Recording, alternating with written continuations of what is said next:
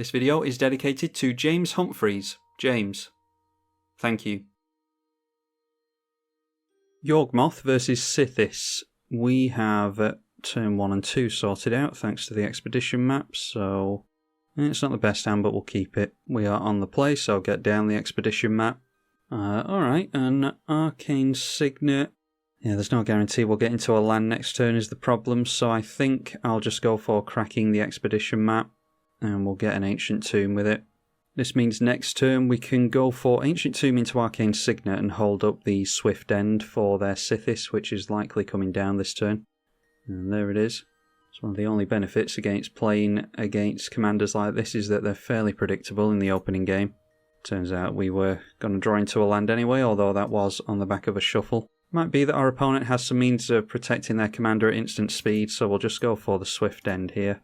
Typically speaking, I'd like to do that during their upkeep, or in response to them trying to put an aura on it, or something like that.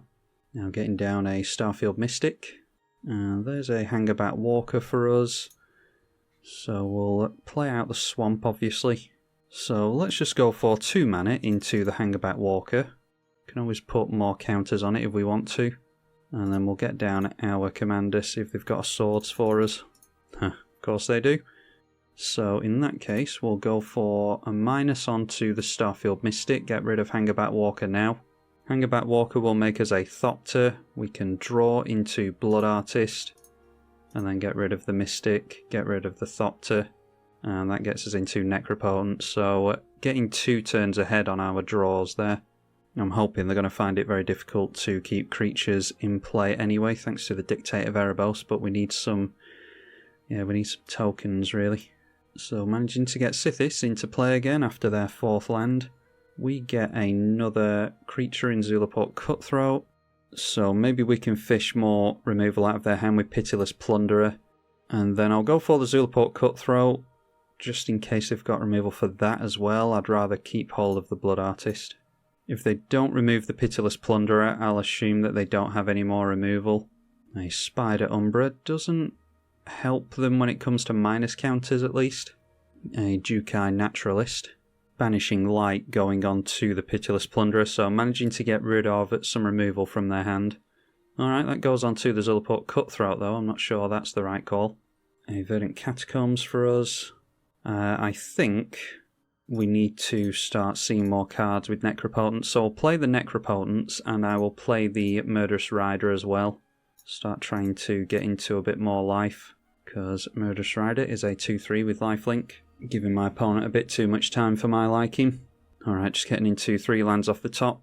That is a Dreadhorde Invasion though, so we can start making treasures and putting minus counters on things with that. And then that switches on the Necro Skitter. Elspeth Conquers Death can exile a permanent. So is this where we see respect for the Pitiless Plunderer, or do they go for Necropotents? They go for Necropotents, so we might as well draw some more out of that at the beginning of our next end step, putting 5 life into that. And we do draw on our turn here thanks to that Necropotents going down. Alright, that's a Bloodghast, or something else we can abuse. Let's go for Yawgmoth then. And then we'll need another black source. Using the fetch here, unfortunately, can abuse fetches with Bloodghast, of course. But playing the Bloodghast so that we can use it as sack fodder for the Yawgmoth. Maybe could have set up with the Dreadhorde Invasion, but I mean we're going slow either way here, so not entirely sure it really matters. I put 5 life into Necropotent, so we draw 5 cards here. Okay, Damnation, potentially good. Deciding to bin some bits of mana. An Ogre Slumlord might be too slow, and the Dreadhorde Invasion too slow at this point as well. Maybe should have played it last turn. Got the effect from Elspeth on the stack now. Non-creature spells are going to cost 2 more. Eidolon of Blossoms, an excellent one. Luckily only 2 mana held up after this. So they're taking a little bit of time to set up as well. Turn 7, up to 3 white pieces of mana. Okay, now there's an O-Ring in play. And that goes on to the Yawgmoth. Yeah, they're really slowing us down with all this removal. It's the good thing about Enchantress decks, because if we could get out Dictate of Erebos next turn, they're really going to struggle. So let's just do a little bit of setting up here. We'll put a minus counter on Eidolon of Blossoms. Get rid of the blood gas to do it. That makes a treasure token for us. Alright, gets us into a sack outlet in Ashnod's Altar. That makes all the difference with a Dictate of Erebos in play. So I don't necessarily need Yawgmoth now. I'll leave as many creatures in play as possible. And we'll put that back into the command zone. No guarantee that we'll be able to get rid of O-Ring. Mother of Runes into play. And they are at 7 cards in hand. Okay, reassembling Skeleton is good with the Ashnod's Altar. We'll get Ashnod's Altar into play straight away. Oh, of course, it costs 2 more. It's during... yeah, it's until their next upkeep, isn't it? Until your next turn. Ugh, that changes things. So in that case, we carry on setting up, I think. We can go Dictate of Erebos on their turn. So we'll play Volrath's Stronghold. That can bring back the Bloodghast into play.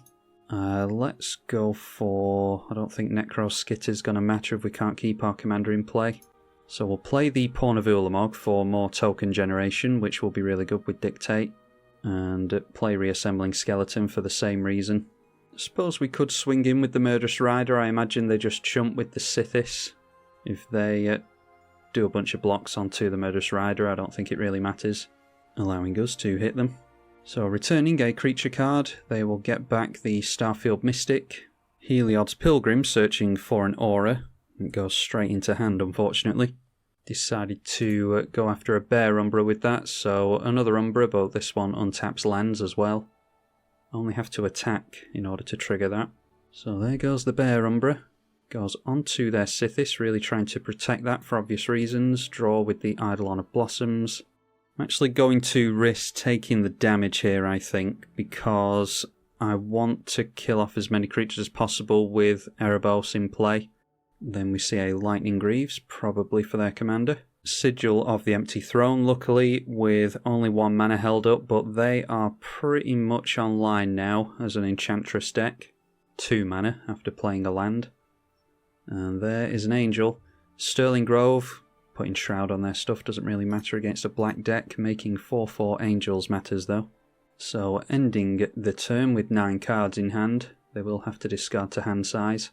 Alright, I'm putting the Lightning Greaves onto the Mother of Runes to give protection against black. We'll wait until their end step so they definitely can't do anything. And then it is Dictate of Erebos, hopefully. They start to scratch their heads at the sight of that. Okay, Vamp Tutor can't draw here, unfortunately. So before playing a land, let's go for the... I'm not going to go Volrath's Stronghold either. We'll go for the Sack Outlet in Ashnod's Altar. Play the Blood Artist as well. Might as well gain some life while we're doing this. Sacrifice the Blood Artist. And that puts triggers on the stack, so we get a Pawn of Ulamog, Eldrazi Spawn. Blood Artist obviously gets pointed at our opponent. A treasure token for Pitiless Plunderer. And our opponent has to sacrifice a creature. So after sacrificing that, safe to play at the Swamp. Brings back the Bloodghast. And now we can look at going for Necro-Skitter, because we might be able to steal away an Eidolon of Blossoms from them. How much is our commander now? 8 mana, I think?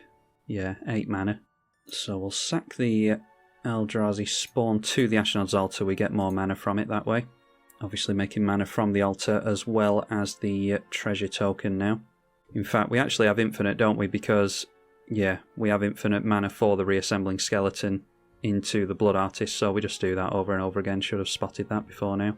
So I'll try and show my opponent that. There's that many Pitiless Plunderer combos in this deck that, yeah, I don't always spot them, especially after not playing the deck for a while. Play the Reassembling Skeleton from the bin. Sacrifice it to the Ashnod's Altar, nets us 2 colourless mana, as well as a black treasure mana from the Plunderer, so, like I said, we can just do this forever. Makes infinite Pawn of Ulamogs, infinite Blood Artist triggers, which is the thing that will win us the game, and infinite Dictate of Ereboses as well. Our opponent sacrificed the Eidolon of Blossoms, which triggers the Necro-Skitter, so we will steal that from our opponent. Saves them reanimating it, although, like I said, we've won here. Did enter and draw us a card into Liliana, Heretical Healer. Deciding to play the Yawgmoth. I'll try and speed things up with a tutor and draw into something. Replay the skeleton. Cast Vamp Tutor. Grab the Bastion of Remembrance. I don't think we have Feed the Swarm in here for some reason. I was actually going to blow up this and get another Aristocrat effect. Swing in with the Murderous Rider, actually accidentally went through 2 attacks there. Okay, put a minus counter on the Eidolon of Blossoms, sacrifice the Bloodghast, sacrifice the Skellies again, and now getting out the Bastion of Remembrance, which will draw as a card to the Eidolon of Blossoms as well as make a human. Recast the Skellies, and I'm just going to go infinite a bit quicker here, seeing as how our opponent seems to want to play it out. Okay, our opponent spotted the loop now and decided to concede, so hopefully you all enjoyed that one. Was looking pretty sketchy there. We gave Sythis way too much time, but eventually decided to exhaust all of their resources. Enough for us to go off this turn anyway. I don't think Pitiless Plunderer got enough respect there, but that is the combo piece that saw us through a victory here. Be sure to consider donating on Patreon if you did enjoy it. Thank you very much to all of you who do that already. I'm tribalkai. Thank you for watching.